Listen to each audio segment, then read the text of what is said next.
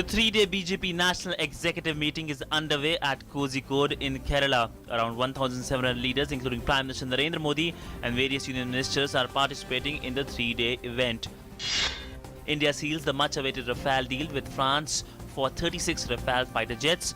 Union Defence Minister Manohar Parrikar and his French counterpart signed the agreement. The deal will cost India 59,000 crore rupees. Equipped with latest missiles and a weapon system, the first Rafale will be delivered within 36 months and the remaining 35 in next 5 years. Finance Minister Arun Jaitley has said the exemption threshold for goods and services tax (GST) has been fixed at 20 lakh rupees. Speaking to media after the 2 days of GST Council meeting in New Delhi, the minister said the exemption threshold for GST in northeastern states has been fixed at 10 lakh rupees. The Supreme Court has issued notice to the Bihar government, its minister Tej Pratap Yadav and former RJD MP Mohammad Shahabuddin on the plea of slain journalist Rajdev Ranjan's wife Asha. A petition seeks transfer of her husband's murder case to Delhi and an FIR against Tej Pratap as well as Shahabuddin. Supreme Court has directed for filing of replies in 2 weeks.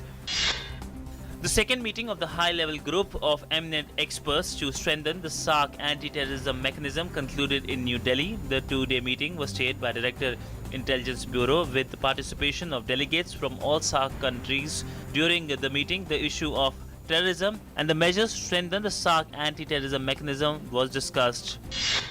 A delegation of Japan-India Parliamentarians Friendship League called on Prime Minister Narendra Modi in New Delhi today. The delegation also conveyed their condolences for the victims of cross-border terror attacks in Uri, Jammu and Kashmir on 18th of September 2016. President Pranab Mukherjee today released Vice President Hamid Ansari's book, Citizen and Society. Speaking on the occasion, Prime Minister Narendra Modi said that we should be proud that we are in a country where there are hundreds of languages, various religions and beliefs. In a relief to Sahara chief, the Supreme Court has stayed the arrest of Subrot Roy till September the 30th and has decided to hear his appeal on extension of interim parole on September the 28th. The Apex Court has agreed to hear a fresh plea with regard to grant of bail on October the 3rd.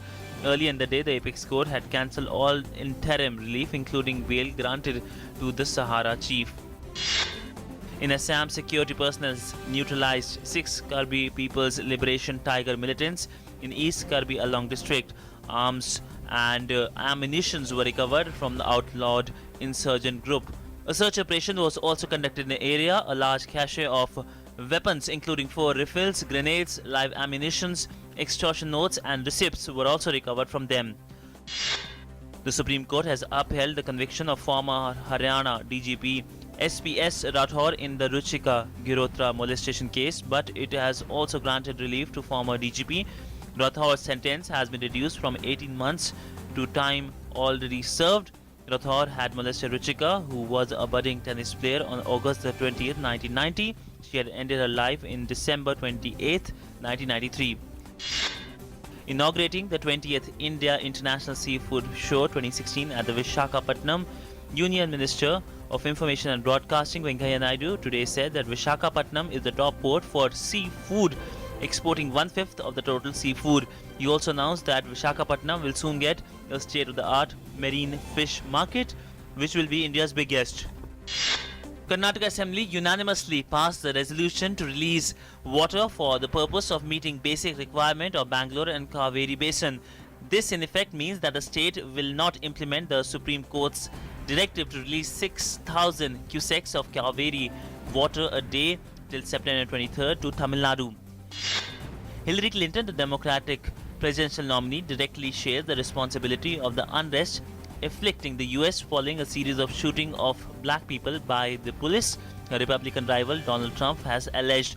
Addressing an impressive rally in the key battleground state, Trump said that the job of the leader is to stand in someone else's shoes and see things from their perspective.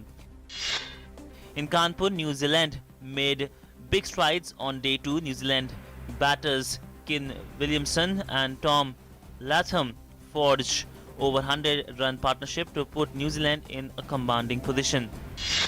K. Srikanth fought hard before going down in a grueling 3-game men's singles quarterfinal against experienced German Mark Zwiebelberg competition to draw curtains on the Indian challenge at the Japan Super Series badminton tournament in Tokyo.